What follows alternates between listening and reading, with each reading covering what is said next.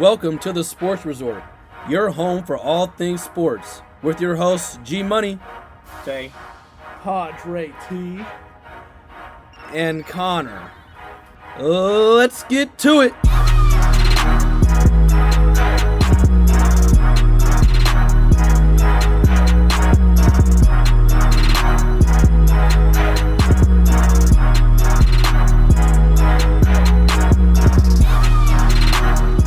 Hello and welcome to the Sports Resort. This is your home for all things sports.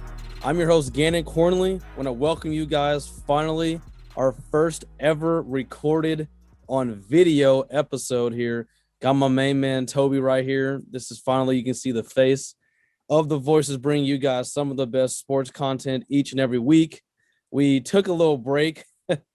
Last week we were all kind of busy with our normal daily lives, so we just took a break, but we are back in full swing. Connor's working on some project for school, so he won't be joining us this week, but Montae will be joining us any time soon here. So we're gonna get right into it. Anything before we get started, Toby?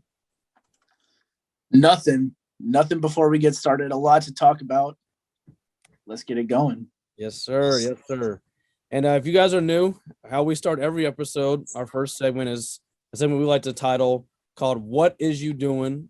Highlighting some of the biggest idiots in the world of sports. There are too many people out there doing way too much, and this is your time to shine.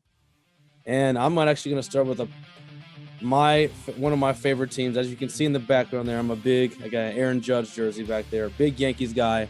My "What Is You Doing?" goes to the New York Yankees, who are now, by record, the worst team in the AL. We are pathetic. It's a team I picked to go to the World Series, and I said it a couple weeks ago, and these guys can attest. In our main group chat, we are garbage right now. We don't pitch well. We're not hitting very well. We don't do anything well, and we don't have the heart right now. And it's just getting, not to go too crazy as a Yankees guy, but this is just getting out of hand. This is just getting way too out of hand. We're 5-10. We're just not playing like a team right now. So the Yankees, as much money as we pay people, and as much stigmas around this franchise, much effort goes into making this a winning program, we should not be anywhere near the worst team in the AL. I'm not even saying you have to be the best, but you cannot be literally the worst team in the AL. So my "What Is You Doing?" goes to my New York Yankees. Oof. You love to see it if you're me. No, you don't. As the Yankees can't beat the Rays. Interesting stat I heard on Baseball Tonight. The Yankees have as many home runs this year as the Baltimore Orioles. So far this year, the power-hitting Yankees with the same number of home runs as the Orioles. Just something to think about. That's never good. The Orioles are never that good.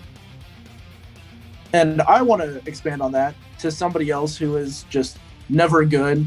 Ben Askren. The world talked about it. It was, from what I heard, I didn't pay to watch it.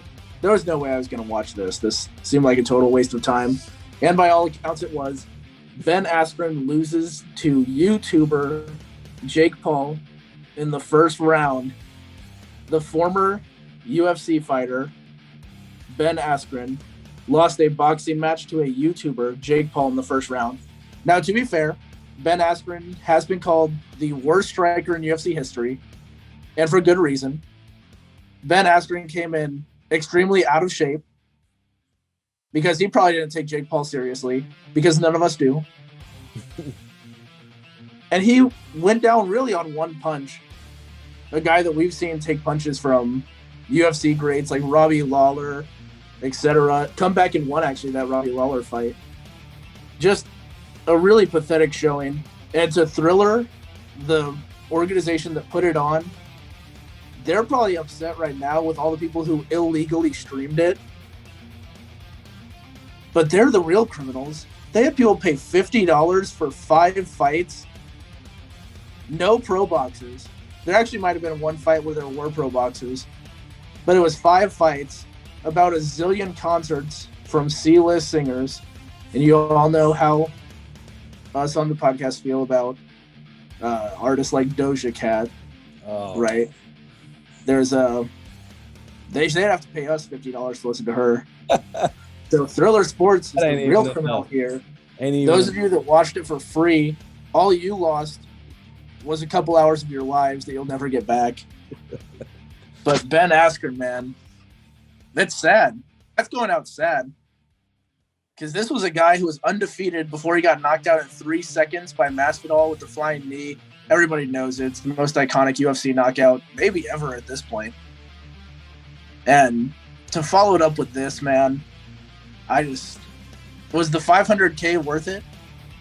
You can't show your face in public anymore. I mean, not here. Maybe if, maybe you can go somewhere where they don't have TVs like Alaska. See, what really poses the problem is because in most cases, dudes who get knocked out like that, I mean, he's still a professional fighter. See what I mean? So any dude on the street, in most cases, couldn't come up to any professional fighter after losing a fight and start talking. You know what I mean? You can't just walk up to him like, you wouldn't just go up to Usman or John Jones or someone if they ever lost a fight like, you lost. Like, they would destroy you. But in Ben Askren's case, he let somebody randomly off the street beat him in a boxing match. So I'm not so sure anyone could just approach this man and throw hands. Because that's essentially what just happened. He let some dude who makes freaking YouTube videos train for a couple months and put him down in less than 5 minutes. Less than 3 minutes. Dude, Nate Robinson made it to the second round. Oh my! And we know that he went out bad, but he made it to the second round. And also, this is also what is you doing? Jake Paul keeps referring to himself as a pro boxer. You can't call yourself a pro boxer until you fought a pro boxer. And right now, he's fought YouTube star, the worst striker in UFC history, former NBA player. So don't call yourself a pro boxer either, unless you're actually going to fight one. Dude, Jake and Logan. Well, wasn't the other one Logan Paul? Yep. Yeah, he wants to fight Floyd. Yeah. So I don't know. Why don't the brothers fight each other? I see. Now that's a win-win for both of us because they'll both get punched. One of them will probably get knocked out because neither one's ever had to exhibit any defense because they don't fight real boxers. So watching them two get punched in the face repeatedly, I think we're all here for that. But yeah, Ben Askren, the biggest what is you doing? I mean, just going out sad. He does not represent the UFC community. He is pathetic. That is just, and it's so bad that he went to Mizzou. Like, but beyond that, just you let a dude come off the street, bro, and knock you out. And as we now get into this, our man Montae is on the podcast. What's good, my guy? What's up? How we doing, fellas? We good. Welcome. Rocking the Vegas Knights jersey. I dig it. Of course. And we won. Real quick, we're into our What Is You Doing segment. Of course, we had to talk about Ben Askren. Bro. What was your take on that fight last night? First off, if you paid for that pay-per-view, you have way too much money on your hands. You are not using your COVID stimulus checks in the proper manner. Because, I saw they had like 4 or 5 concerts. Justin Bieber was out there performing, and this man got slept in the first minute. Took a stage dive out. And everybody was like, he's taking harder hits than that in UFC. And I was like, well, he wasn't that good at UFC either, apparently. So he's out here getting knocked out by everybody. But a dude who makes YouTube videos? Bro, listen. For a living? And the time it took us to text, we hope he wins, is the time it took him he to already get lost. Like, the notification that he got knocked out literally came immediately after that. Yeah, we was. I'm glad I hope ain't nobody bet money on that because that's a damn shame. You really do hate to see it, man. You really Yes. that Knocked out in a minute. He didn't even get past the first round. At least give me a round. If I paid for that fight, I need at least a round for boxing. I don't care if I pay or not. If I sat there and watched that, I need a round. Correct. Give me my time back. Nope. Damn, it's a dang shame, bro. Knocked him out. It For the wasn't record- even a good combo either. It was just an overhand dropped. Felt like a stack of bricks. Yeah. Yeah, that's just terrible, man. Indiana had a better chance of hiring the Celtics coach with that $70 million contract before Ben Askren had beaten Jake Paul, which is a shame, bro. It's a shame to say that. In 2021, we've seen Nate Robinson get knocked out and Ben Askren. by the Paul brothers. That is a disgrace. And it was a sad day. That's so sad. A very sad day for sports. At least But, for boxing. yeah, really bad day for boxing. The NFL also had a sad day. I'm sure it hit Toby more than the rest of us, but middle of last week, we had Julian Edelman retire after 11 seasons as we transition now over to the NFL. 3-time Super Bowl champion. Of course, he was the 2019 Super Bowl MVP. He is second all-time in playoff receiving yards. Do we believe that he's going to the Hall of Fame, fellas? I don't know of anybody who likes Julian Edelman more than myself. If Julian Edelman makes the Hall of Fame, there's a lot of guys who are not in the Hall of Fame that should be in the Hall of Fame. I think he'll be remembered more as a Patriot legend, sort of a postseason hero. But I don't know if the numbers during the regular season were enough to warrant a Pro Football Hall of Fame nod. I mean, we've got guys like Hines Ward, Reggie Wayne, who aren't in it right now. Like, there's some guys who've got to go in first before Edelman gets any types of consideration, at least in my opinion. To put this in perspective, he had 620 receptions for 6,822 yards, 36 total career touchdowns. I agree with Toby. I don't think regular season gets him in. Now, postseason, he's phenomenal. Stats take a huge jump up. But regular season, I don't think those stats get him in. Now, I agree. He was a Patriot legend before he retired, and he's definitely going to be one for probably forever. But Hall of Fame, I think putting him in, you start a long list of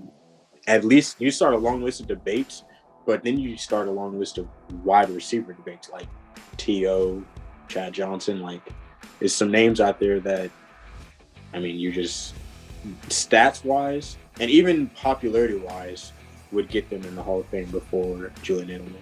No, I 100% agree. And I was just looking this up real quick just to put this in perspective. All right. So Julian Edelman played 11 seasons, right? He had 620 catches for 6,000 yards, almost 7,000 yards. DeAndre Hopkins, who's played in 7 total seasons, has 747 catches, over 10,000 yards, and 60 touchdowns. So DeAndre Hopkins could walk away from the game today and have almost 100 more catches, over almost 4,000 more yards, and almost double the touchdowns. And Julian Edelman played with Tom Brady, the GOAT. DeAndre Hopkins had Tom Savage and Brock Osweiler throwing the ball for a decent amount of his career. Yeah, that's why D-Hop's my number one receiver. So I'm glad Gannon used that example. But back to Edelman too. Playing with Brady and playing with the Patriots is a huge reason why he's second in all-time playoff receiving yards too. Because it's not like a guy who goes there and he plays one game every year, or he plays 2 games every 3 years in the postseason, like a lot of really good receivers do. He would consistently play 3 postseason games per year. through those first 10. Obviously, they missed the playoffs last year. But he really didn't miss the playoffs in his career either. So you have to take that into consideration too when you're looking at postseason stats. Now, Edelman will have part of him in the Hall of Fame. The gloves that he had in the catch against Atlanta will be in the Hall of Fame on display with that catch that he makes. That's an iconic NFL moment. They need to put nobody can tell me otherwise. But that's the only part of Edelman that'll be going to the Hall of Fame. I also heard an interesting argument too that Devin Hester should be in the Hall of Fame before Julian Edelman gets there.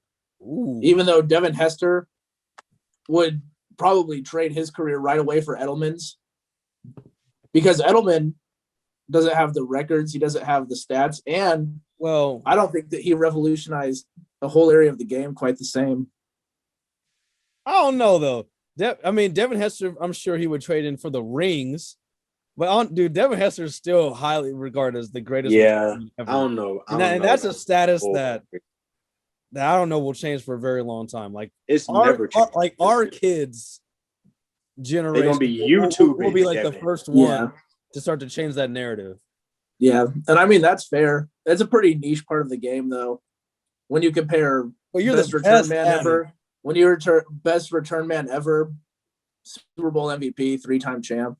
Okay, but kickoffs changed so much because people was kicking to Devin Hester. Dude, he was lethal. I really don't know how. Because it's kind of like, okay, real quick. Would you? Because it's almost like, because we're going just based on that. Would you do quick little comparison? Would you trade in Michael Vick's career for Eli Manning's? Vick's career for Manning's? That's 3 rings and Super Bowl MVPs. But Michael Vick is easily regarded as the greatest scrambling quarterback ever. I think, so there's also an incident in between Vick's career. Okay, I mean, strictly aside from all that, I think because that's a status that that comes with that. When you think Michael Vick, that's the best scrambling quarterback we've ever seen. Would you say that some rings? I don't know. I think I might. That's tough. Because both of those guys to me are fringe Hall of Fame. Leaving the off the field stuff aside, both of them I'd rather be Vic. They're both fringe Hall of Famers. I don't know. I might go Manning because those 2 moments that he had, and I know they were against my team, but those 2 moments are probably especially the 2 Super Bowls that he won. If I could be put in that spot and win those Super Bowls in the fashion that they did, I don't know. The moment of euphoria in those 2 moments alone could get me through the rest of my life, I think. Just looking at legacy though, going back to our kids are gonna Google Michael Vick. Ain't nobody looking up Eli Manning highlights. You get to Eli Manning after you type in Peyton. Yeah, that's another. Being famous Manning. Yeah, but to be fair too, Michael Vick is the greatest scrambling quarterback that we've seen so far. Yeah, because in the future, down the road, will people forget about Mike Vick when Lamar Jackson stats are out? Like people forgot a little bit more about Randall Cunningham when Vick was going, because it's an ever-changing game. But for me, I think our kids just not going nowhere. For me, it'd be like the moments in the game themselves that would carry me throughout. So I don't know. I might go the Eli Manning route. Get the 2 rings, the 2 great moments. Everybody will look at him once for the Odell catch. I mean, people go back and look at that. He threw that. It wasn't his, it's not his highlight, but he did throw him. Yeah. Well, I think those are fair points. I can see that. Another thing we had on the template this week for NFL, as we're so close now to the upcoming NFL draft. Little side note, definitely tune in with us. We will be, I don't know if we're going to live stream it or if we're just going to record it. We'll talk about it. Either way, we're going to record. I don't know if our reactions are going to be. Yeah, I don't know if it needs to be live streamed, but either way, we're going to record ourselves watching the opening night of the NFL, the first round of the NFL draft this year. So this will be the first time we've actually ever watched it in person. We've all been in separate places, so we're actually going to watch it together on camera. As I think some of us will be more upset than others, or at least pulling their own hair out than others. I'm just nervous about this. Once we get to pick 4, bro, I'm gonna be nervous. Oh yeah, I'll be a wreck. Denver's in a very, very interesting spot. But the reason why I bring that up, because of course the biggest talk of the NFL draft is where these quarterbacks are gonna go.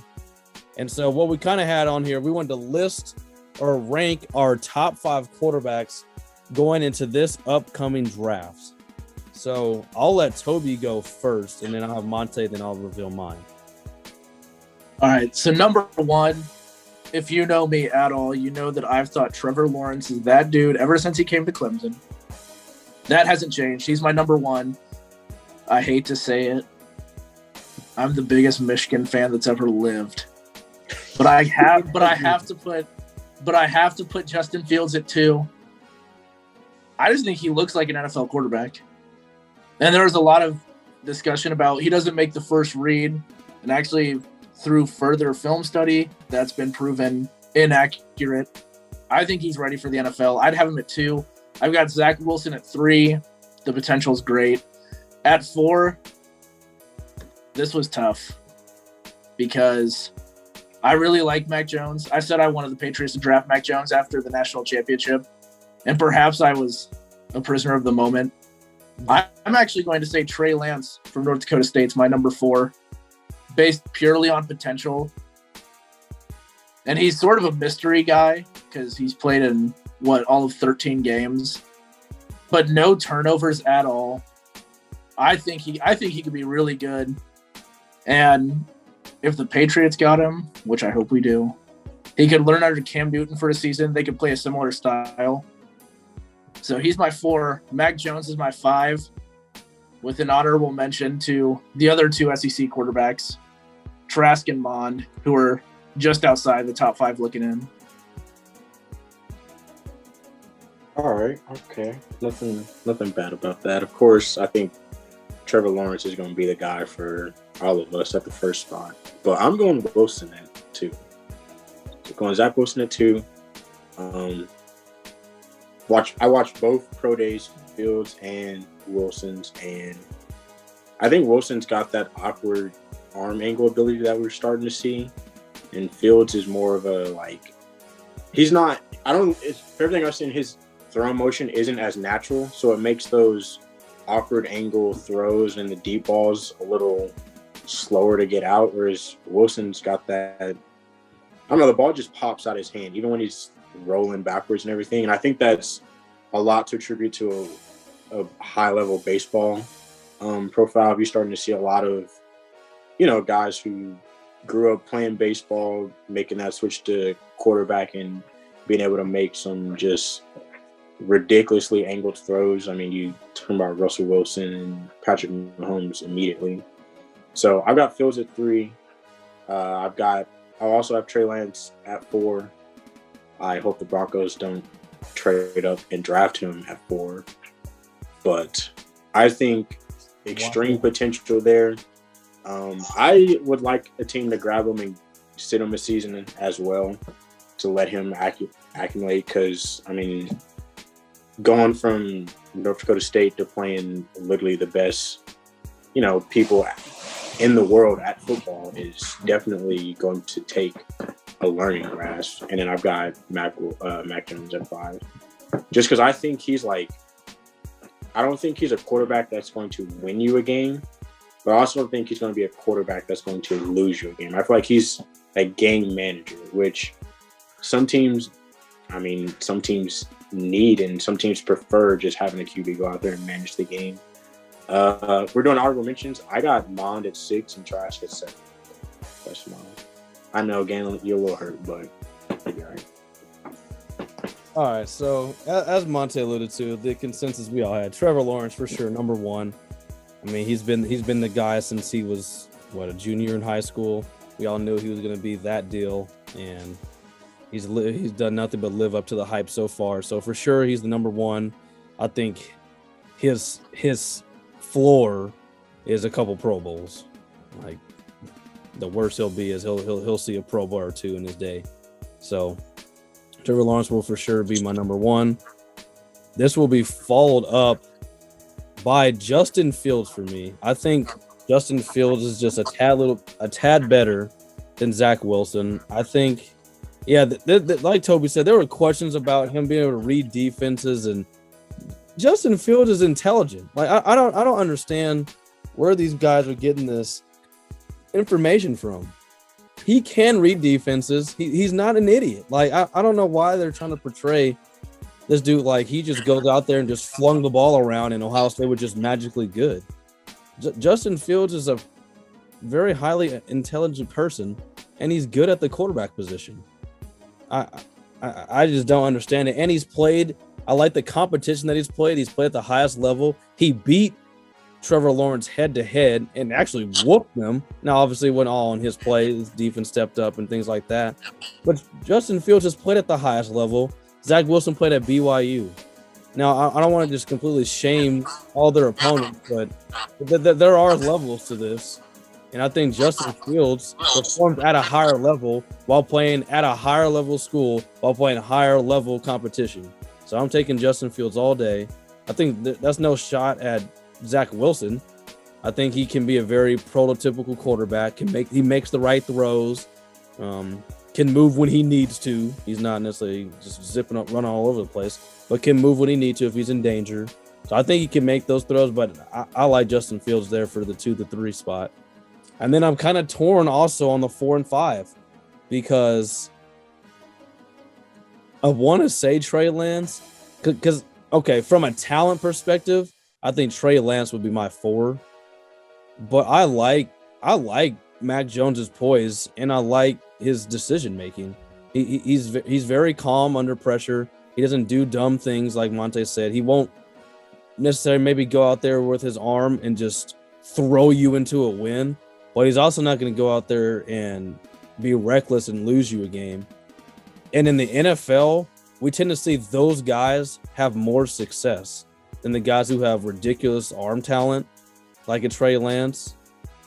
But Trey Lance also doesn't throw interceptions, as we saw him go through a whole season where he didn't throw a single pick. So if he can couple that with that talent, then I think Trey Lance, I guess, would be my 4.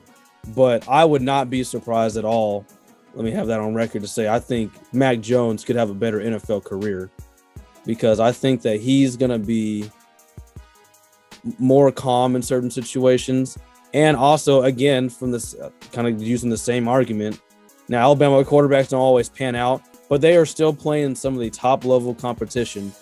And North Dakota State's playing FCS. No disrespect to them, but you're not seeing LSU, Auburn, and Florida every other weekend. It's a little different beast. So, and Mac Jones beat all those teams and went on to an undefeated season. So, from that perspective, I'll take Lance 4. But it's splitting hairs. It's very splitting hairs. So, if someone traded and took Mac Jones over Trey Lance, I would not be, up in arms. I'd agree. Yeah, it's really a difference in what you're looking for. I think if you're looking for a project that could turn into a star, you go Lance. But if you're looking for something to just keep you steady, just keep you going while you build around it, just somebody that's gonna, not tip the boat, I think Mac Jones is a fine pick. I think Lance is, like you said, high risk, high reward. So lower floor, higher ceiling is how I put it. I think the big difference is going to be Trey Lance's career is going to matter where, like, who's in front of him. It's gonna have matter a lot more. Who's in the quarterback room? Who's the quarterback coach? What system they're running? Whereas with Mac Jones, you can just I feel like you could drop him in on any team and give them a fighting chance. Let me say this too. I also think it depends on where he goes. Say the Denver Broncos get Trey Lance. I think that benefits him because he's going to play in a division where all they do is score, right? The Chiefs are going to outscore everybody. The Chargers have their guy now where they're going to try to put weapons around him so they can match the Chiefs. The Raiders are. It definitely would benefit him to go to. So if you guys get Trey Lance, they're going to give him receivers. They're going to give him the offensive line. so you guys can match the Chiefs, score for score. Whereas if you go a Mac Jones or get a different type or stick with Locke, excuse me, you guys might try to build an entire team around him, trying to give him a better defense, try to give him a run game, all this and that. Whereas Trey Lance, a guy who can zip the ball all over the place, I could see you guys trying to turn this into another Los Angeles Chargers, where you guys just say, "Screw it." I wouldn't go crazy if we picked him at 9. I don't like the decision to try and move up and get him at 4 because of all those project reasons. We're in the Chiefs division. I love the Broncos dearly, but we're fighting for a wild card spot. Like, we're fighting to be one of the other teams in the playoffs.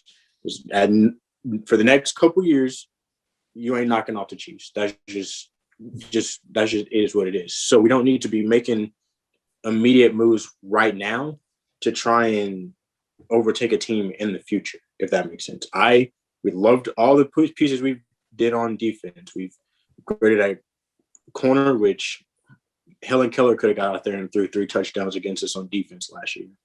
But we upgraded on the offensive line. We shored up the running backs. We get everybody back healthy. With that, I want us to just run Locke out there a year. You get a full offseason, no more of this COVID protocol stuff. You got a real offseason. You running in with your squad. We can help you on defense.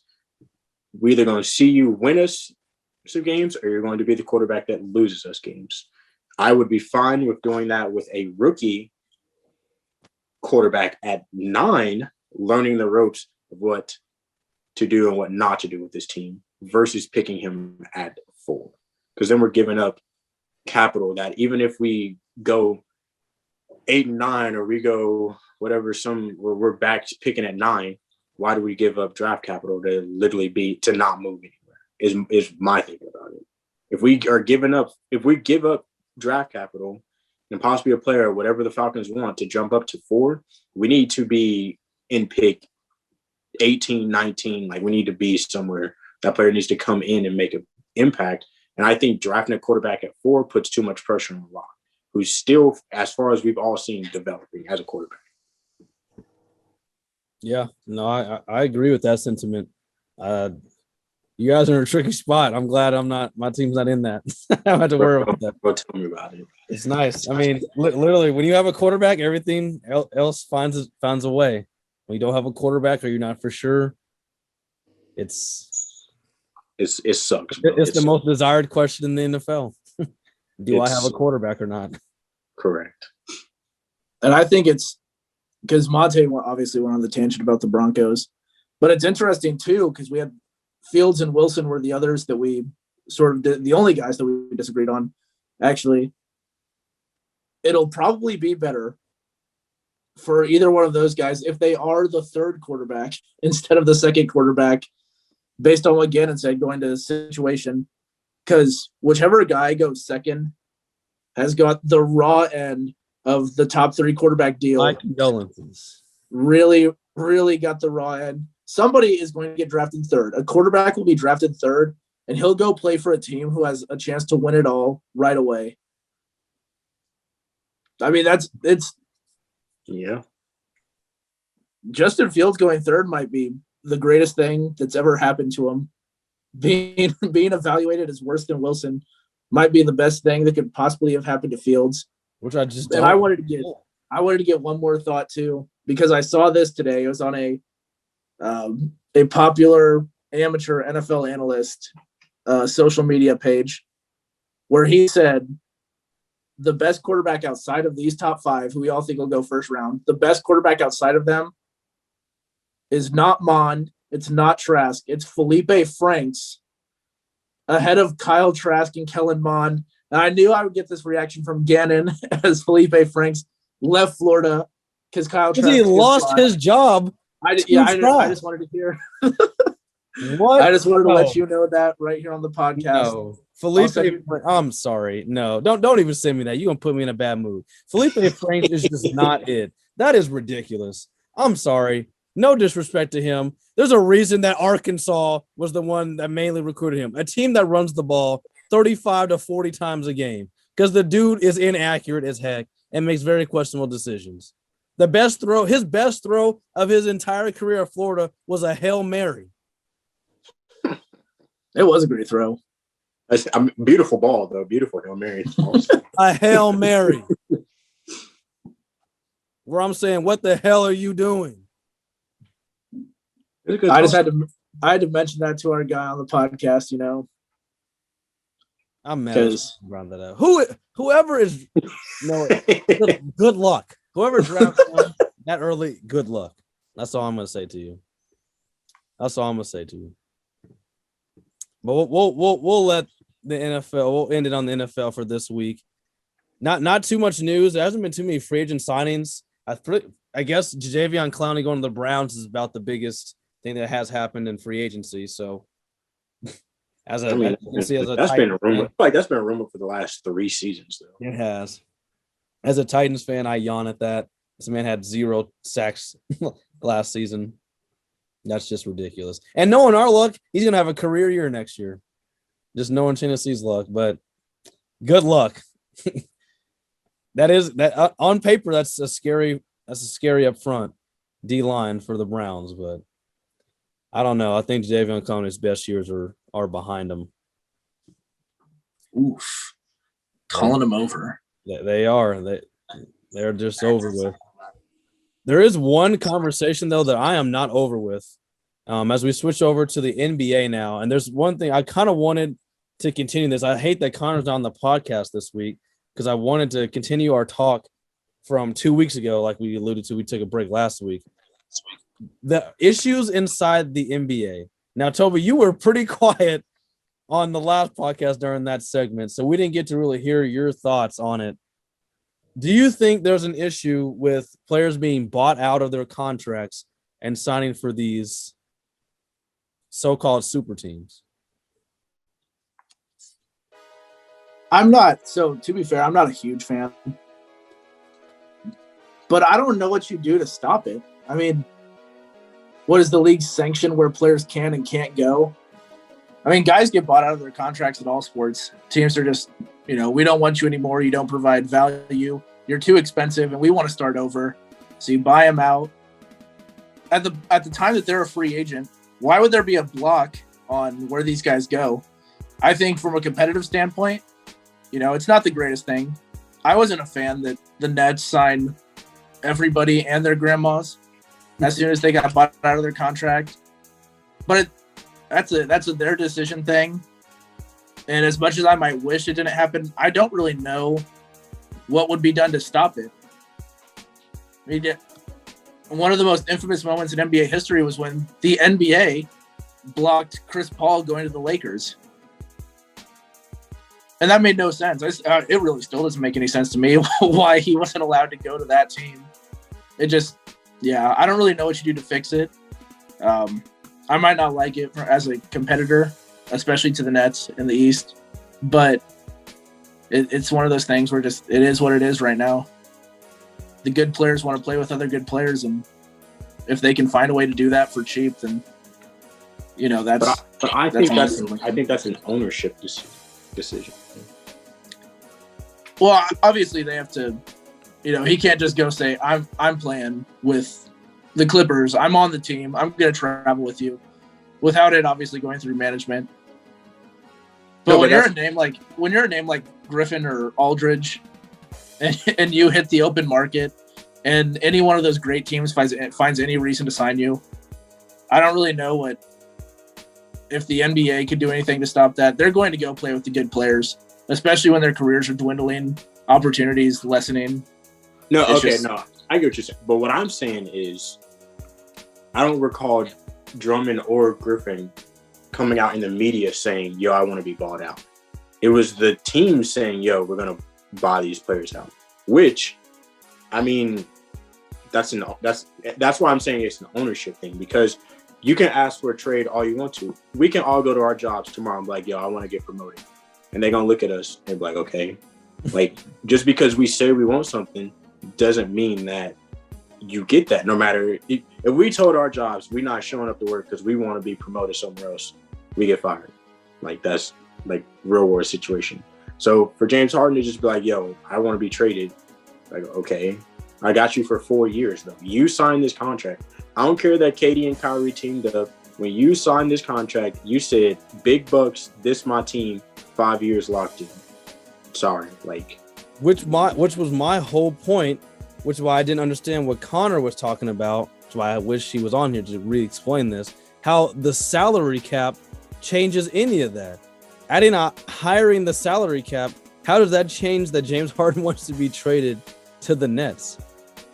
Like I don't understand, nor being bought out, because LaMarcus Aldridge sounded like a 1 year, $2 million deal to be on the Nets. So the only thing I can think that at of all that would affect the buyout market is if teams had to give up something. Like let's say the Nets, you get one buyout, for free, but you go to the second buyout, okay, you lose a draft pick or you swap a draft pick or something like. But then you start getting down to the microfibers of NBA transactions, and then you just wouldn't see any across the league. Yeah, and then you can piss the players off, and then if there's any scenario where they could see themselves not wanting to stay there for very long, why would I sign there? But then the issue I think would end up being, instead of seeing guys sign 5-year max deals, you see everybody in the league sign a 1-year contract. Oh no. No. They're not going. But that would be the only way to get out of people demanding, wanting to be traded or wanting to be bought out. If everybody in the league knew at the end of the season they can go talk to whoever they want to and team up with. Let me, hey, y'all. I mean, I don't know. I know. I think I kind of know Connor's opinion. Yeah, if you hate teams that team up now, let everybody be a free agent all at one time. Watch how many super teams we have. See, but that would, if that were the case, though, if Montae's were the case, then that hard salary that Connor was talking about would become what prevents super teams. Because then you got to make the decision: am I going to go for all the money, or am I going to go play with my friends and take a huge pay cut? And I think for a lot of these guys, they're not going to. Still going to be selective cities though, because Connor doesn't want super teams, and he doesn't want people to be in the desired states. Well, ain't nobody going to the front office. Like you can't have it all. You can't have people not want to go to Chicago, not want to go to Miami, not want to go to New York or LA, and then also in that same turn not want them to be with their friends. Like you got to give up something. In the history of us because if they don't team up, here's what's going to happen. LeBron will have his team in LA, then KD will have his team in Chicago, then someone will have their team in San Francisco. Somebody, you know what I mean? So then everyone's still going to go to the biggest cities and make it their market. Yeah. I mean, talent wants to play with talent. I mean, that's the obviously reason Connor has such a big issue with it is, and if people was coming out saying I want to be bought out and I'm going to Indiana, Connor would be in. Yeah, bro. This whole argument is from somebody whose team is not a desirable spot. No one is just coming out wanting to play for the Pacers. In fact, the players that they do get want to leave. Like, I mean, sorry if you're a Pacers fan and you listen to this. I mean, this is just, it's ridiculous. I understand, like, it takes away the competition, but I'm sorry, the NBA, people are watching it more than ever. Now, I don't know about last year in the bubble, but the finals, that trilogy that we got between the Warriors and Cavs was some of the best drama the NBA has ever seen. Maybe it was boring to some of y'all because it was the same three teams. I loved every minute of it. Nah, it was boring because people don't like LeBron. Let's be honest. It was boring. Okay, I'll say this: the third one was boring. It was fun when, it was fun when they were healthy. When Kyrie got hurt in game one of the finals, you were kind of like, and Kevin Love was already out. That first time, you were like, well. But the Warriors had never won yet, so people hadn't even gotten tired of the Warriors yet. So it was still intriguing. No, it was when they got not yet. And it was just like, but you knew right. That. It was like, all right, well now, and then JR, the infamous game one in that first series with KD, it was just like, there's literally nothing that you can do to be better from the. I mean, but even going back to that, the reason they were able to get KD was because people took less money. Instead of Clay and Steph and Draymond all signing, the max money they could, they left money on the table for KD to come. you can't stop that. You literally can't stop that. No. Yeah.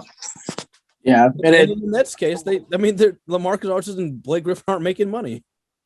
They didn't sign for a bunch of money. Marcus Aldridge literally went there and retired. And that can happen in any sport. Like, Connor would not be complaining if Julio Jones and Aaron Donald took less money to join the Chiefs because they wanted a ring. He would have nothing to say about that. He actually wanted them to give Juju whatever the contract that they said was coming out for him. Yeah, I mean, it's yeah. I don't know. Yeah, I'm just not. I mean, if players want to take a pay cut, that's on them. Who am I to tell them they shouldn't take less money? And I don't think raising the salary cap is going to do much of anything but piss the players off. You mean like making it a hard salary cap? Yeah, where you can't go over. Yeah, I mean, I don't know. The way it's set up right now, the league really can't do anything about guys who team up with who. So I just don't have a problem with it. I don't know. I don't know about y'all. I like how the NBA is. I think it's better. I think they've grown. I think it's better than it used to be. Maybe it's not perfect, but yeah. And I mean, I think that actually adds, if we're going to be honest, I think that adds to how much you like your team. Like, Creed is diehard Pacers, and I give him credit for that because he doesn't like the big markets and he doesn't like when players team up, and like, that's great. He's very passionate about the Pacers. That's kind of what the NBA wants too. When you go die hard for your teams, like for the Celtics, I personally like the fact that we've drafted our two best players. Like, I'm more a fan of that, and everybody's got a different philosophy on it. So, like, beating one of those super teams will mean more to me because we don't have one. So, yeah, I think it makes the draft. I just, it's all just about preference. I think it just makes the draft more important for those smaller market teams, though. If you can, if you know you are not getting a superstar to demand to come to you, you need to hit in the draft and provide get a Jokic.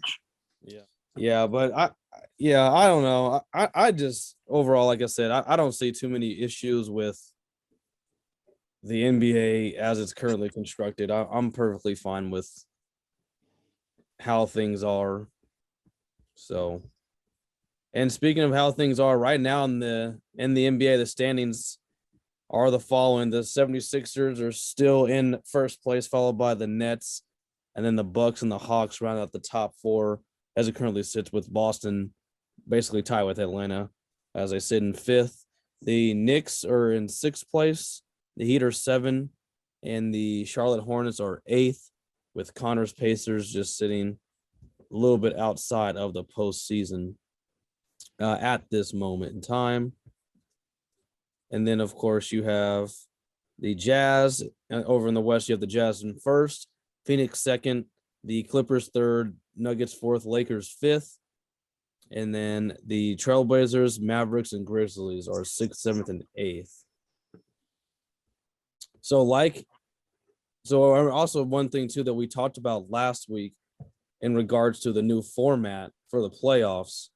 So I did some digging, and it's if the lower seeds win, the lower seeds have to win 2 games in order to get in. So it's not like a one and done thing.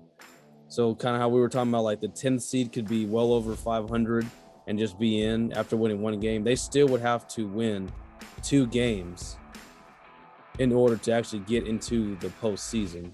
So it's not like they can just luck up and win 1 game and get into the postseason.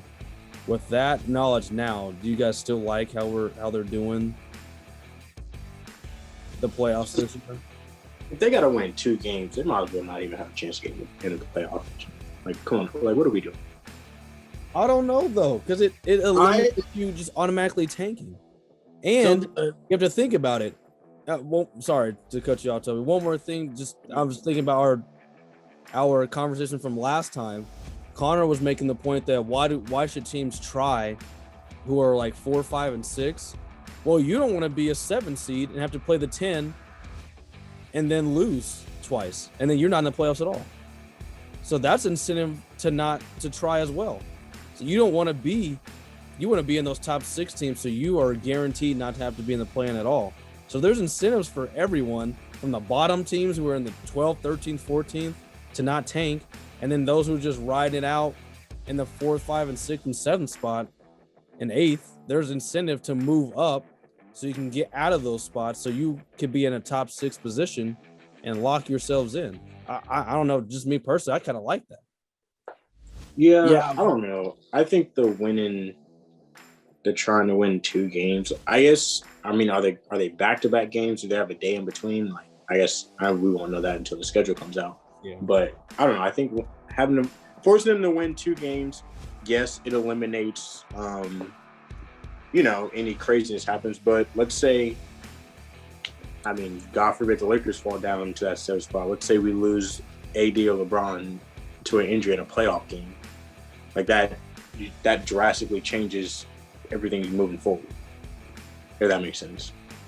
Yeah. So here's actually, because I had to look this up too, because I wanted to know exactly how it worked.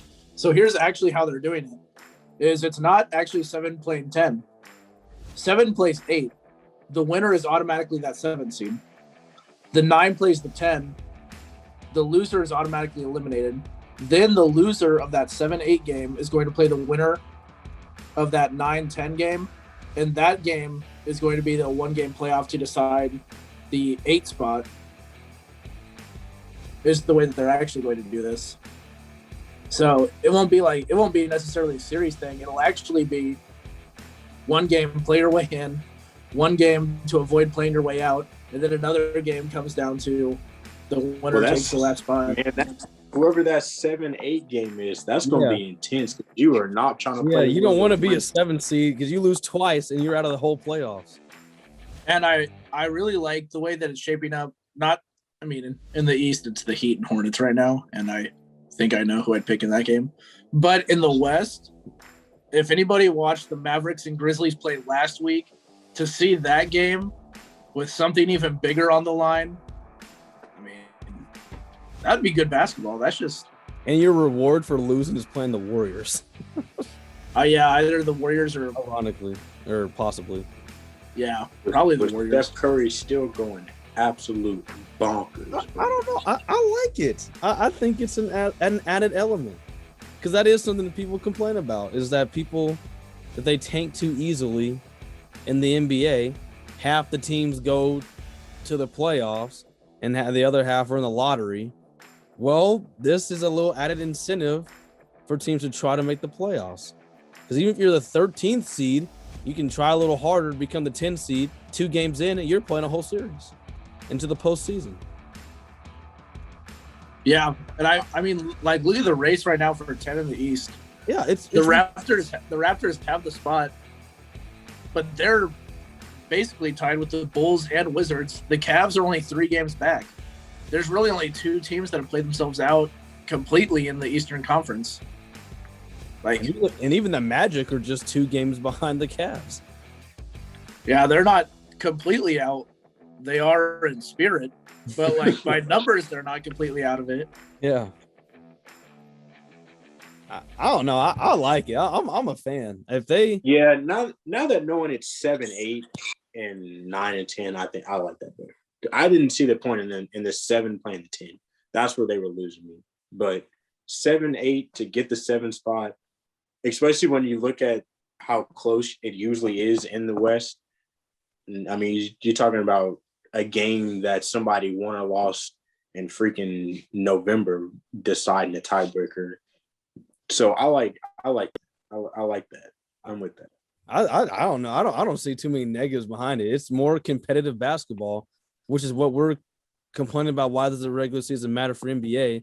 This gives you a reason in all aspects, because it gives you teams that aren't in the postseason an incentive to keep trying. Teams that are currently in it, so the 7-8 spot, they don't get complacent because they could easily fall out. And then teams that are 4, 5, and 6, you don't want to start dropping games because you don't want to fall to that 7 line. I don't know. I can't see a way where that would be bad for basketball. Everyone's competitive on all fronts. I am highly excited for those games because I just want to see what those games look like before. I know we got some, like, a taste of it in the bubble. But as Paul Pierce said on NBA Countdown, I'm ready for the whole load this year. Okay. And what we're not gonna do is be quoting Paul Pierce on this podcast. Okay, this man has been recently unemployed, and we're not quoting unemployed by his own choosing as well. I might add. The Celtics 7-1 since the Paul Pierce IG live video. I don't want to say it breathed life back into the team, but the guys needed something to go their way, and Paul delivered. No, you don't need to be saying that. And then ESPN delivered that you fired notice. Yeah, no, as they probably should have. Probably. One team that is delivering though, and I want full on credit. If this is your first time listening, go back and listen to our episode. It was 2 ones ago, so 36. I said that the Kansas City Royals were going to do some big things this year. They are currently sitting first in their division. First, exceeding my own expectations. They are leading the AL Central at 9-5. Picked up a big win today, beating the Blue Jays. The Royals they're coming. They're coming, and I've been saying this for a year now. They're on their way. I've had a 4-year plan. For those of you who haven't heard, the Royals will win the World Series in the year 2024. You can book it now. Go ahead and put your money down. They will win the World Series that year. They're already ahead of schedule based on what we're doing so far. Because I did not see us winning the division. It's very still early, so lots of things can change. But the Royals making it happen, and I could not be more happy. Yeah. They way ahead of schedule for your 4-year plan, but I did not expect them to have 9 wins this early. Bro, threw it out the book. But I like it, bro. It's got the city buzzing.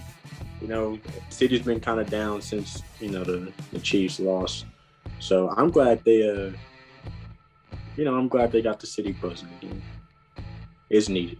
Tickets still cheap, $11, but the city is. Hey, you can get some good seats for about $35. The city is splurge a little. Man, hey, we could be sitting in the dugout spot. Yeah, we gonna go up to bat for $100. But I like it, man. The city. I live decently close to the stadium. I drive past on the way home. So, and it's nice to see what used to be a half empty stadium now full with, fans who are actually paying attention to baseball. I remember when we used to go to the games in high school just to say we was at the game, but we was doing everything but watching baseball. And now people are intently yo, don't talk to me. I'm going to the Royals game. We got a big one tonight. So I like it. It's great for the city. I don't know if you remember the app Head Soccer. One time, Toby, Connor, and I all went to a Royals game, and this dude Connor played an entire Head Soccer tournament while we were at the Royals game. This man was on his phone to play an entire soccer tournament video game during the baseball, which was just ridiculous. You do hate to see it. Now, the Royals, they're so much fun to watch right now. I feel bad for all people who don't have Bally Sports Kansas City and can't watch them, because this is a super fun team to watch. The first 14 games have been much better than I expected. We have 148 games remaining, so there's some stuff that can change in that span. But you've got to enjoy it while you can. I know that Montae's enjoying the Padres' first win over the Dodgers in what feels like ages, even though they Mookie. I let Connor disrespect this in the group chat, but I'm not going to stand for this on the podcast. All right. First off, congratulations, Mookie Betts made an amazing play. It's a lot of baseball left, as we say. It's a whole lot of baseball left. There is. But proceed with your comment. Proceed with what you were saying. Well, I was just saying it must feel good to beat the Dodgers. And since Monty became a fan of the Padres about 3 weeks ago, he got to see the franchise's first ever no-hitter thrown. So that was pretty cool. Became a fan just in time. I wonder how he did that. The timing suspicious. Not 1, not 2, but 3 MLB tests. Bookie. The 3 MLB test. The White Sox also threw a no-hitter. But they've thrown a lot of no-hitters. The Padres was more special because it was the first one. And the guy was from San Diego. He was from San Diego too. Yeah. That was a super cool moment. This White Sox pitcher hasn't allowed an earned run all year that threw the no-hitter. So I kind of want to see how long he can keep the 0.0 ERA going. That is ridiculous. Well, you want to know a team that is doing everything opposite of getting people out? The Tigers, bro. They are minus 28 in run difference. Bro, minus 28. They're doing everything but getting people out. Bro, they've given them 83 runs. You just let anybody score. Yeah, that's a rough one. That's a rough one. To put this into perspective, the Yankees, who actually have a worse record than the Tigers, have a 21-run better run differential right now than the Tigers. They actually have the same number of runs scored. So, which is not good. The Yankees are not hitting very well at all. But I already laid into them for my "What is you doing?" So I'm gonna leave them alone in this segment. Yeah. But this is unfortunately, Connor's not here. The Cardinals are under 500.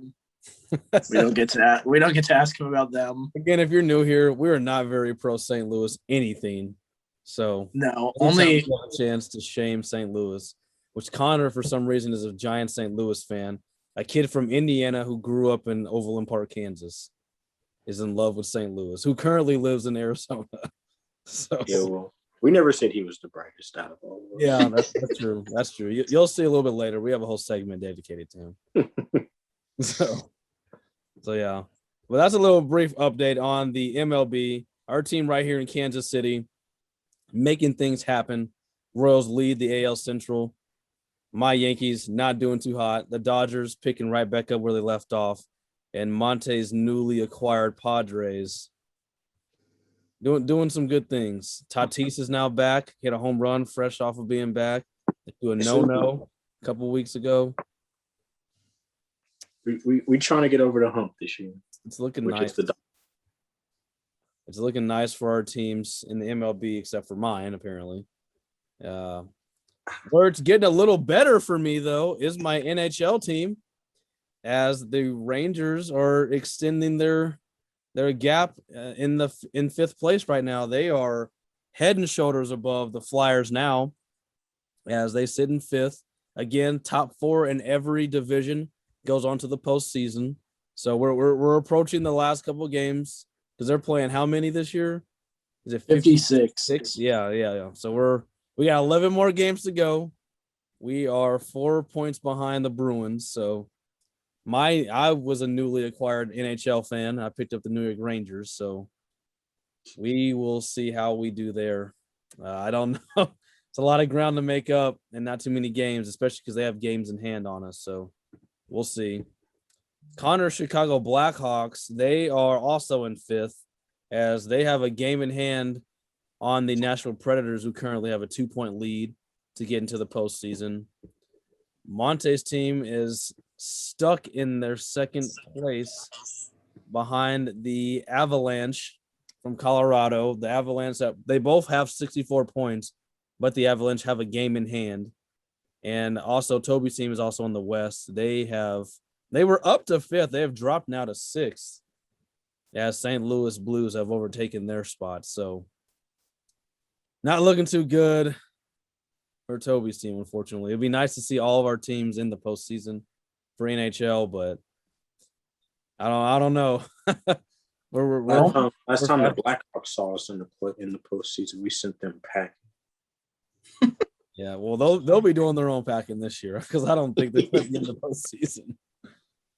If I was a betting man, I would bet on one of our teams to make the playoffs right now. Well, most definitely. And that'd be mine. Which is actually really disappointing, because my team will end up having the second most points, most likely, out of all of our teams. It's just that the Bruins are just really good. The East is that's a tough division Our too. whole division's good. Yeah, because the Blackhawks are in 5th, and have the same number of games, have 5 less points, which is essentially 3 less wins. So yeah, I don't know what you want us to do at that point. you shouldn't have started off so dumb. I You guys know. had started out so because poorly. 52 points in the Central gets you 4th, 52 points in the North gets you 4th, and 52 points in the West gets you 4th. I'm saying 52 points usually gets you in. That usually should get you in. Any other division across hockey gets you in the postseason. So I don't know what to say. Don't know what to say. We're just trying to jump the Avalanche. We play them Monday, Wednesday next week. So huge games coming in. And let it be known, the Avalanche were my pick to win the Stanley Cup preseason. As well as mine. So, if the Sharks don't make it, I'm holding out a little bit of optimism, but it's dwindling fast. If we don't make it, the sinking ship. I'm telling you, expect me to cheer. In part for the Avalanche because I picked them, but definitely expect me to cheer against the Knights in the postseason. What did we do to you? We're huge rivals. Yeah, y'all. All right. Our y'all teams are do not like each other. Yeah, y'all are big rivals. Also, you guys are new. I just don't want any. I just don't want the new guys. I don't want the Kraken to come in and win it right away. The Kraken. No, I don't want I just don't want anybody in my division to win it. So if the Knights hold on. No one from the East can win. While we're talking about the Kraken, I want to go on record and say we will trademark that their fans are the crackheads. We came up with that first. I don't care what they name the arena. We have said that their fans are the crackheads first. Crackheads with a K. That was said here first. If that comes out, we trademark it. I'm with it. I hope they're good. I really hope they're good. I hope the Crackheads are good. I hope it's off. I don't want them to go to the Stanley Cup first year like the Knights. Like that was dumb. What? Why are you such a hater? Get the hate out you. Buying championships. No, I'm just giving Montae a hard time. Their celebration was cool, but Ovechkin winning the cup was a little cooler. So, but I didn't have anything against the Knights at that time. I have no beef with any NHL teams except for anybody in the East. So everybody, even Philly. Mainly Philly. They're trying to keep us out of the playoffs. I feel like Connor has NHL beef with whatever team we decide we're rooting for the week. Well, then he joins forces with any team that's currently winning. Yeah, now hold on. How is he magically a Blues fan 2 years ago, and then all of a sudden last year the Lightning are his backup to his backup? Like, what is that? What is that? For those of you who don't know what kind of look like, I can't wait for next week when you see this dude. It's never ever been said that I'm a diehard Blackhawks fan, but I also really, really like the Blues. No, bro. That's not a sentence that's ever said. No. He just knows we don't like St. Louis, so he hopped on, I guess. I'm pretty sure soon he's going to transition completely from a Blackhawks fan into one where he's like, well, I don't know if the Blackhawks or the Blues are my favorite. I think his new favorite soccer team is going to be the new St. Louis team in MLS. Watch. You watch. He's going to start rooting for him. I know. It's going to be despicable. But speaking of soccer, before we get to the Creed moment this week, we got to do it. I wish Creed was here because he was, I think, I don't know how y'all felt about it, but our argument in the group chat, I think Carl was going to cry. Like, he was very emotional. My man was in his feels. He was very emotional. I said my piece. Look, you don't have to agree with me, but I'm going to say what I'm going to say. And what we were arguing about is the new announcement for the plans for the Super League. We're talking about European soccer, something we don't usually talk about on here, but this is big enough. Definitely have to cover it. So 12 of the biggest names in all of club soccer, all European teams, have decided that they are going to basically part ways with the Champions League, which is the sport's most famous tournament, and create their own. These 12 teams consist of AC Milan, Arsenal, Atletico Madrid, Chelsea, Barcelona, Internacional, Juventus, Liverpool, Manchester City, and Manchester United, Real Madrid, and then Tottenham Hotspur. So the main controversy really surrounding this move is these are the teams that make all the most money. So they make the most money in the sport of soccer. They, more than times than not, have the best players, and more times than not, they win the most trophies. So they have basically decided we're going to create our own league of the best players, of the best teams, and do our own thing. Well, that has set off, frankly, the entire soccer world, because now these teams are automatically placed into this tournament-like fashion, regardless of how well they do in the regular season.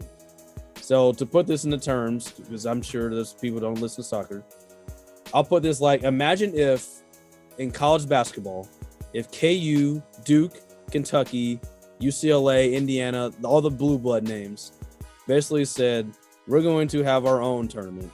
Instead of the NCAA tournament, we're going to take ourselves and place ourselves into our own tournament and make billions of dollars on it, is essentially what that's like. So you can see why that would piss some people off. I'll let Toby give his first because I talked in our group chat long enough. But just obviously you're against it. Why exactly are you against this? So there's actually a couple of reasons. Number one, and I'm a Manchester United fan, the Premier League is the most heavy league against it, threatening that if the teams join the Super League, they wouldn't be eligible to compete in Premier League competitions, which was number one for me. When I saw that, I said, okay, I don't want Manchester United to be a part of that at all. Number two, they're not going to let players play international competitions for their countries. At least that's what FIFA and UEFA are trying to collaborate to disallow. So that would be players like Lionel Messi, ineligible to play for Argentina, Cristiano Ronaldo, ineligible to play for Portugal, names like that, the biggest names in the sport. These are the 12 richest teams. So that would be a huge hindrance to international soccer. And then the last part is I don't really like the fact that this is so money driven. I liked when we actually had a conversation about this a long time ago about how we would fix the UCL anyway, because it's already sort of a flawed system. But I don't like that results do not play a factor. I don't like that the same 15 teams, what they're trying to do is 15 teams. Right now, 12 have agreed, would be eligible for this tournament no matter what, no matter how bad they were. Because I think results should mean something. I think results should mean something more than the money that it brings in. At least to me as a fan, that's what I would like. I understand why the owners are trying to push for this. But I think as a fan, I would rather it mean something, because Arsenal would not be relegated this year. Arsenal would be fine to play in the Super League despite being the 9th best team in England. Tottenham, who hasn't won a major trophy in 50 years, every year we get to come back and play with the biggest names and just make a ton of money from this. And I don't even feel as strong as a lot of the people in Europe do about how much this would hurt soccer and hinder the game itself. I just know that I like it to be really more results-based than money-based, which is why I like the idea that Gannon proposed when we talked about this off-air, that there would be the UCL or a tournament like that would take place at the end of the domestic season, and you would do the tournament with the results from that season instead of the results from the past season when you have a completely different team and everybody looks different. I think that would have been the best solution for it, because this, to me, is just, it's a huge money grab. And I understand you get to see the best teams play against each other all the time. And sometimes there's a scarcity of great matchups in UCL based on draws and upsets and things like that. But that's kind of why I thought UCL was fun. I mean, like the runs Lyon and Ajax made, stuff like that. You wouldn't see that in this league. Because it doesn't matter what you do in the domestic season. Teams could take that domestic season off. In Manchester United's case, we fell behind Man City by 14, 15 points earlier this year. We could have just phoned it in the same situation. We could have just phoned it in on EPL, said, we don't care anymore. We'll just roll the B-teamers out there. Save all of our guys, just play in this tournament because apparently it would mean more.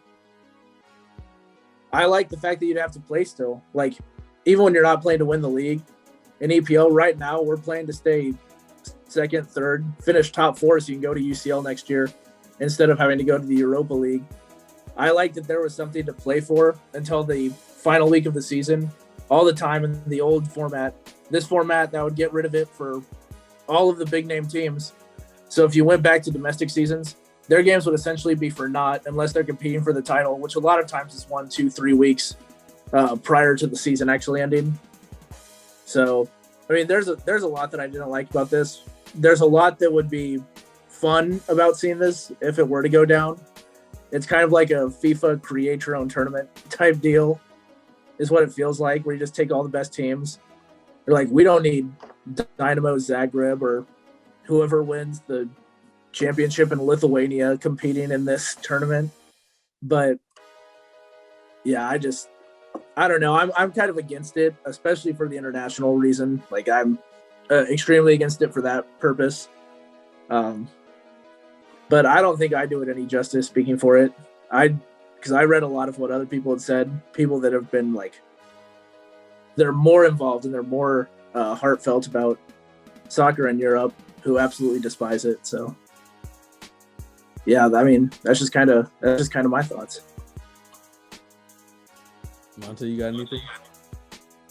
No, y'all the experts on that. I was really trying to get a grasp on what everyone was saying, and trying to just put it in the best terms that I could. It sounds like we're taking our ball and having our own moment, which, I mean, that's cool and all, but if it's the biggest names, like the biggest money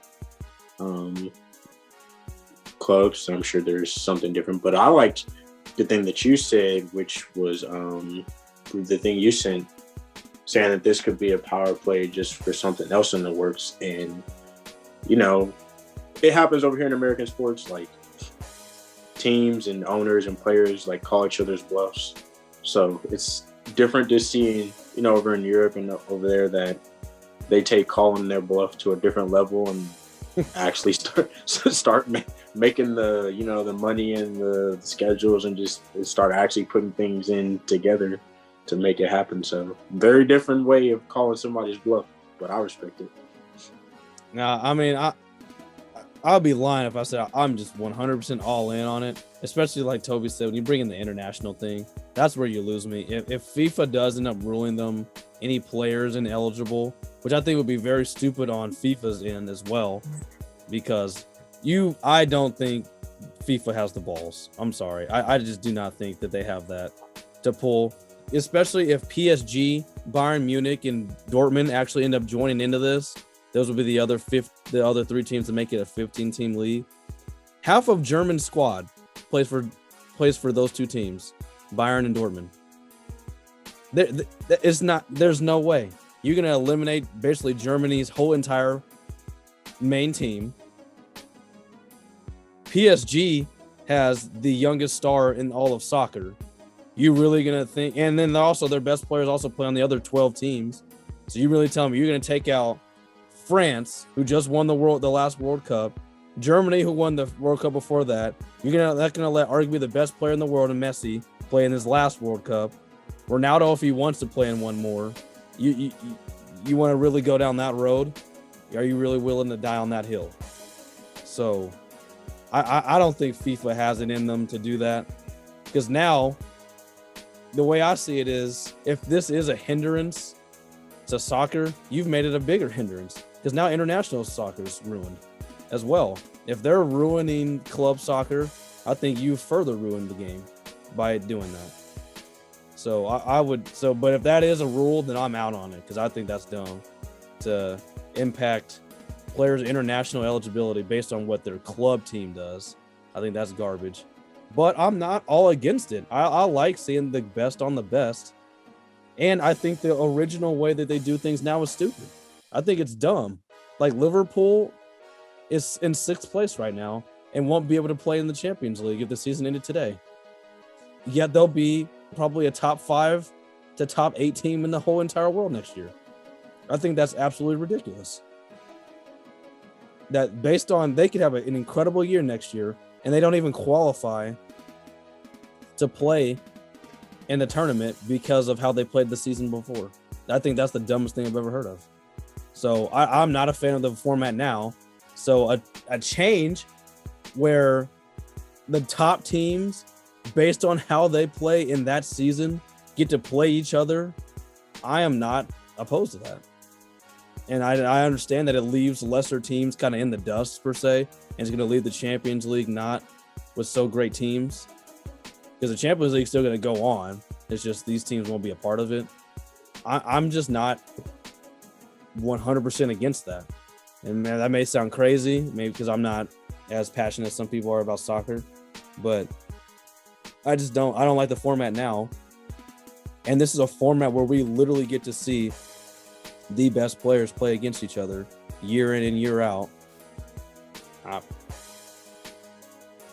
I'm for it. Assuming no one gets banned internationally, then you can. Yeah, that's a different story. Yeah, and that's why I kind of agree with the point of making it at the end of that current season. Because Liverpool. Here's the thing, because we can say that's what they should do. They're not going to. That's what the Champions League's been for I don't know how many years. They're not going to do that. So just to counter too, because right now you're talking about Liverpool's in 6th place currently. Arsenal's in 9th place.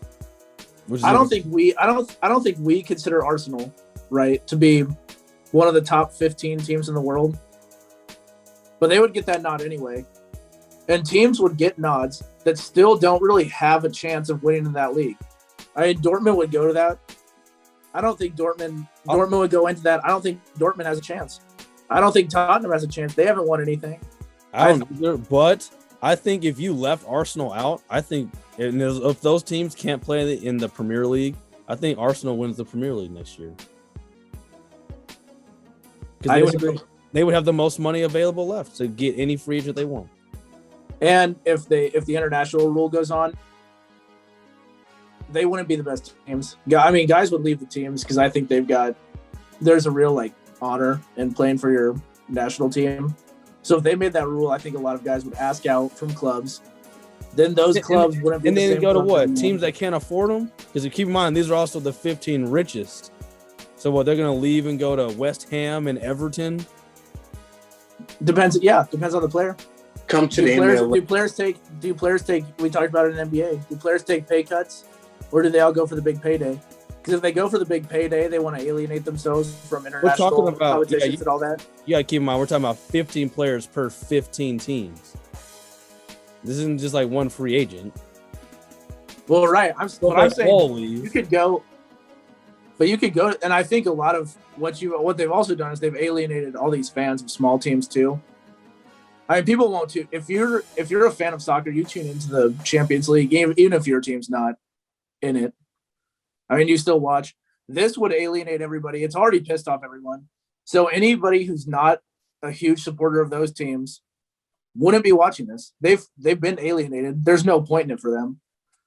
I don't think this is going to get them as much money as they think it will, because what they're thinking is it's going to be huge matchup after huge matchup going to get all the eyes.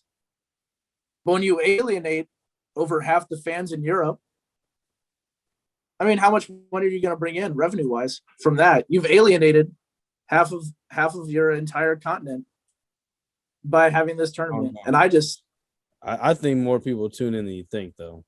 If Barcelona, Real Madrid are playing to go to any type of tournament, they're tuning in.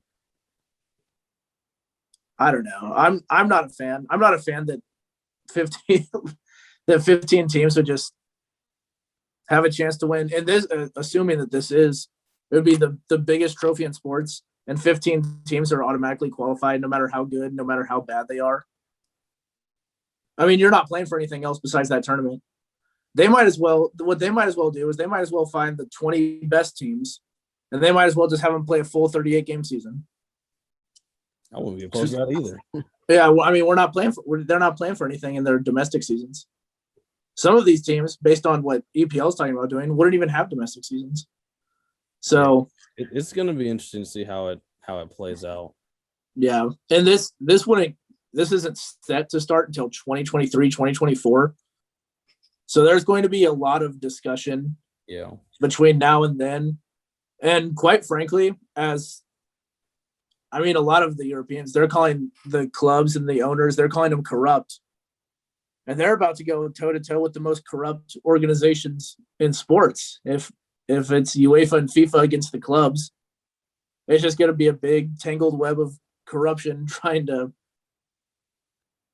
win legal matter over the other. And it'll be interesting to see what comes of it, because we're still a few years removed. So, yeah, obviously we'll have to see what soccer is going to do. Lots of speculation. Like Toby just said, there'll be plenty of time to decide what's going to happen by the time 2023 rolls around. But it is now time for our favorite segment. Welcome to your Creed moment. He's not here today. Of course, if you've been dying to see what Connor looks like, we'll have to have him on next week. But there's too many people out there acting like Connor Reed himself. And so we've got to dedicate this segment to him. Welcome to your Creed moment. Fellas, we got some people out there acting like some Creeds this week. Well, I'm going to go first. My Euro Creed moment goes to an entire Power 5 school. Completely unrelated to sports. But the University of Missouri is my just full-on Creed. Just full-on Creed. University of Missouri, I've got a couple good friends that go down there, and they are a little more socially justice inclined than I am. I think that's safe to say. Like, they're out protesting and marching and doing all that good stuff. Well, today the University of Missouri fired their entire cultural staff. All 4 or 5 of the staff at the Women's Center for Diversity or whatever at Missouri, effective June 30th. Lost. So just cut. Get them out of here. See ya. Get your bags. Get to packing. So, and I found that as a Creed moment because I don't know if you guys remember, but middle of the summer, all over the news, there was a huge debacle about the University of Missouri not trying to take down the statue of Thomas Jefferson because, that was doing the whole let's get rid of, all the statues of people who've owned slaves and stuff. Granted, Thomas Jefferson, big part of American history, so I would understand the reasoning as to why the university would want to keep that up.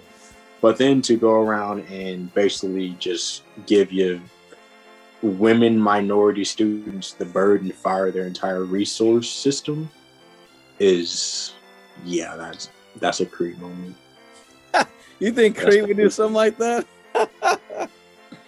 Connor wants to lower the NBA salary cap, so you don't know what is going through his mind. This man, he's all about. Told us he wanted Archie Miller fired. He's all about budget cuts.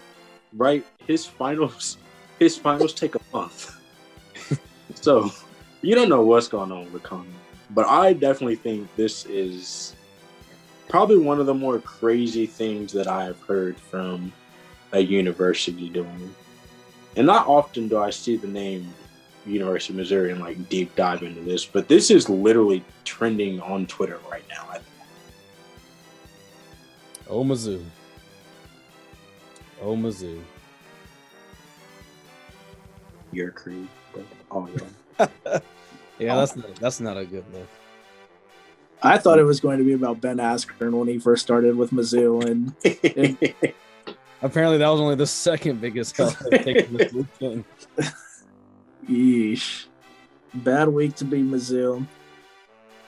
But it's a worst week to be my Creed of the week. And it's going to be an unnamed man. An anonymous man. Oh, wait, hold on. Never mind. It's not an anonymous man. I found his name right away. DeVincent Spriggs. Oh, the man who accused Los Angeles Rams defensive lineman Aaron Donald of assault earlier this week. Major Creed.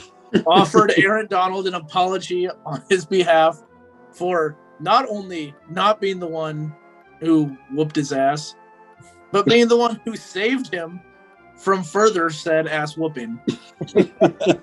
Now, this is kind of a stretch to relate this to Creed, but as you know, Creed argues all the time with everybody. We all do it. We're all guilty of arguing all the time about everything. But Connor will argue to the point where you'll start agreeing with some of his points, and he doesn't know what side he's on now. He's still getting mad at you. You're on his side at this point in time. I mean, I remember there was an argument that we had about luck in just last week or 2 weeks ago on the podcast where we were talking about luck. And I was agreeing with Creed that small schools would need it, but big schools wouldn't, which is why I didn't see small schools winning in a while. And we were arguing the same point for probably about the final minute and a half of that little debate that we had at the end of our March Madness section.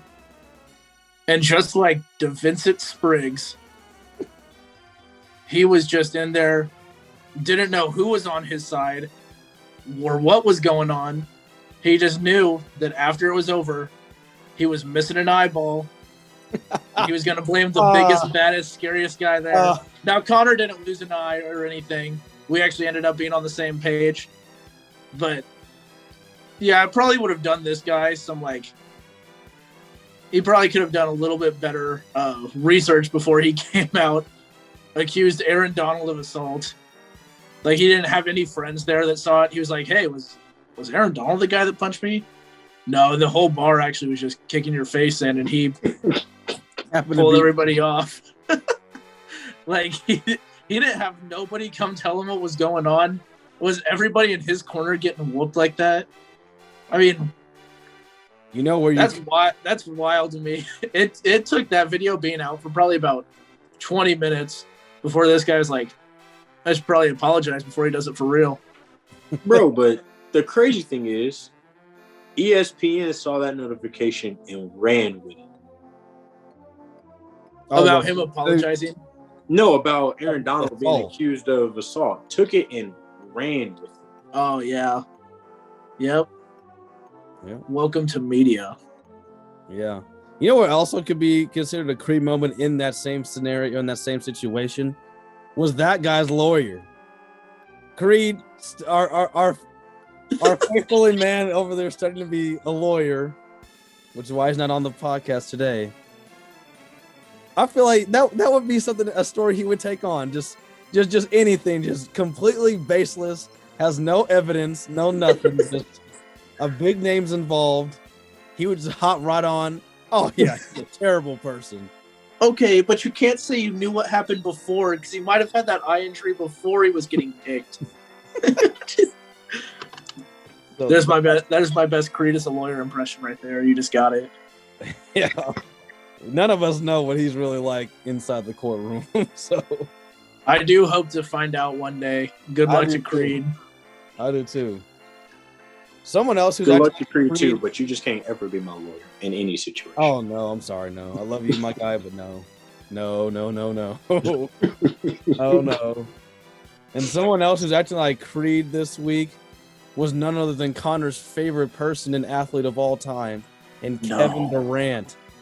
Kevin Durant out here. Welcome to your Creed moment, KD. They asked you who are your top 5 players that you've ever played with. Your first answer is Kyrie Irving. Are you serious? You've played 4 games ever with him. Blasphemous. You followed up with James Harden. Any meaningful games you ever played with James Harden? He was a 6th man. Next, Steph. Okay, I have to give you that one. Next was Clay. I got to give you that one. The follow-up is Serge Ibaka. Are you kidding me? Are you forgetting the man, your running mate, and Russell Westbrook? Creed. You're a Creed because you don't appreciate nothing. You argue with the people who were there for you, like Toby just said 2 weeks ago. Kevin Durant, you cannot leave off. Russell Westbrook off of a list like that. I don't care what type of beef you guys had. He is definitely in your top 5 best teammates you've ever played with. That's terrible. I suggest everybody go and find that video where he's talking about it, because you can see him, and the whole time he's thinking Westbrook, because he says Kyrie right away. Because if he didn't say Kyrie would probably throw a fit. He'd probably be crying. He'd probably go out for personal reasons for 8 games.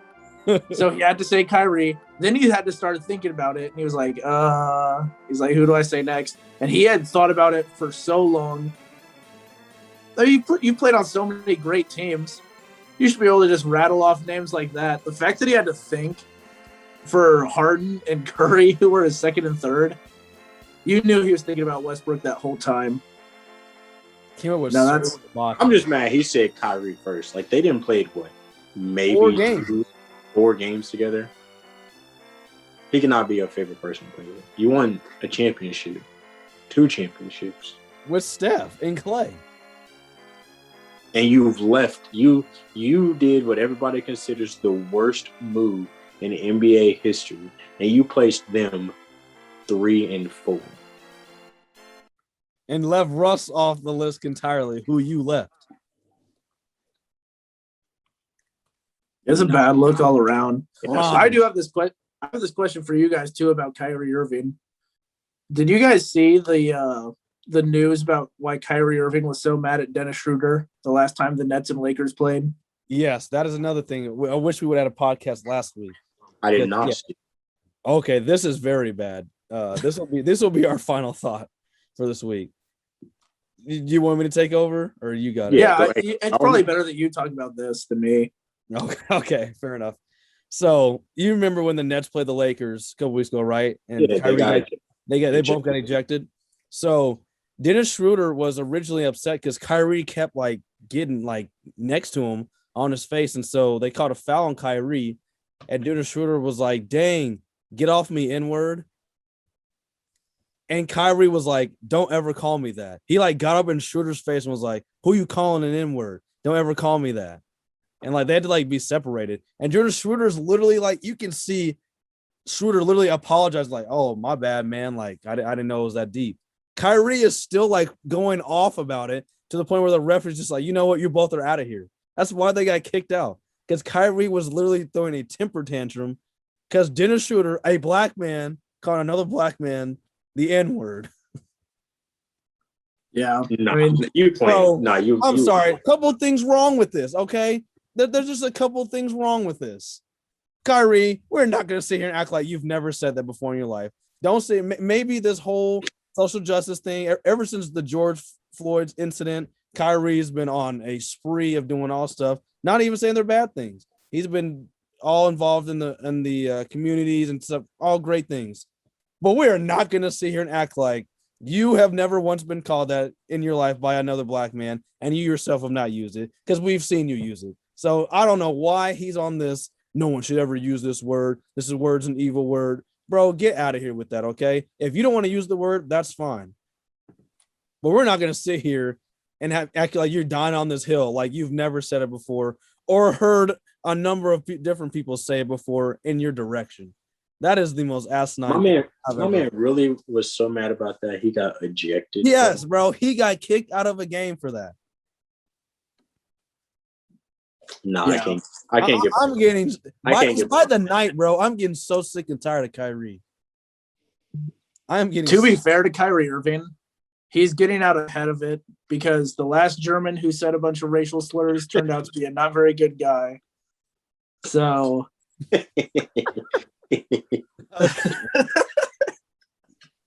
Yo, bro, Toby. Out of pocket, as usual. But no, I'm sorry. I cannot get behind that. Like, if you're one of those people who like, hey, don't call me that. All right, bro. Like, all good. But it was just to the lengths that he took it. Like there's not an understanding. Dude, the NBA is what? 65, 70% black, if not more than that. I'm gonna say it's like let's go like probably higher than that. I'm just thinking about all the international people they're starting to bring in now. But come on. Don't act like you don't hear that on a regular basis. Get out of here with that. That is not the time. Like, and that's something you set aside and do too. Not mid-game. You tell them that after the game, like, hey, bro, like, you was calling me that earlier, like, I get we both black, whatever. I don't roll that way. I don't say that word. I prefer not to be called that. But that say less. But to leave that, then make a social media post too. He took this to Twitter. We had to bring that up. He didn't even just leave it as that. He took it to Twitter. Soft.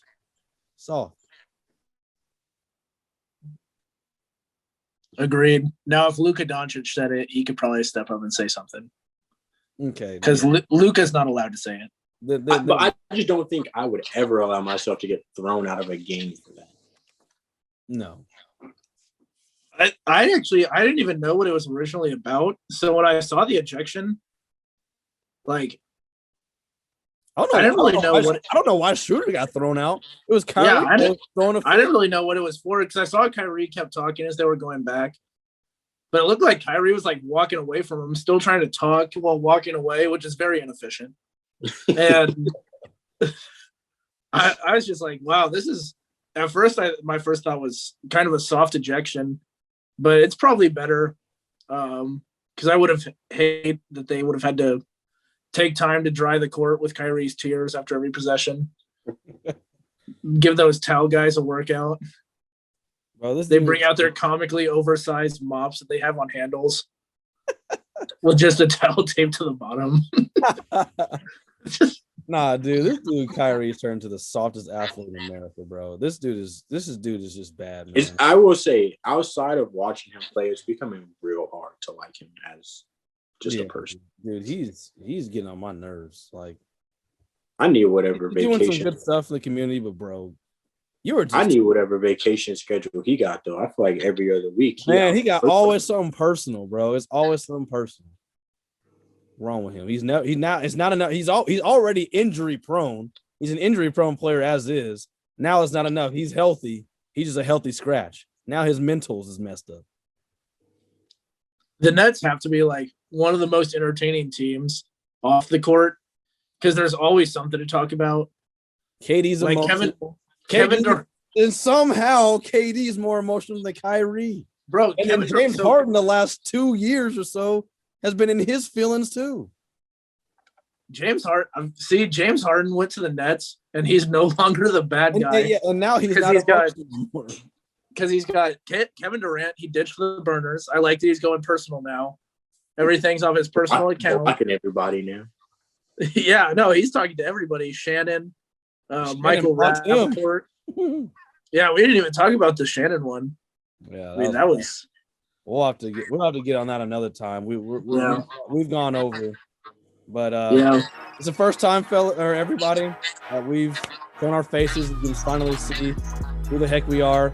Shout out to our people in Ireland who have still consistently been keeping up with our podcast and showing up in our ratings. So thank you guys for listening all the way in Ireland. And this is what we look like. Gannon, this is Toby, Montae. We'll have Connor on there next week.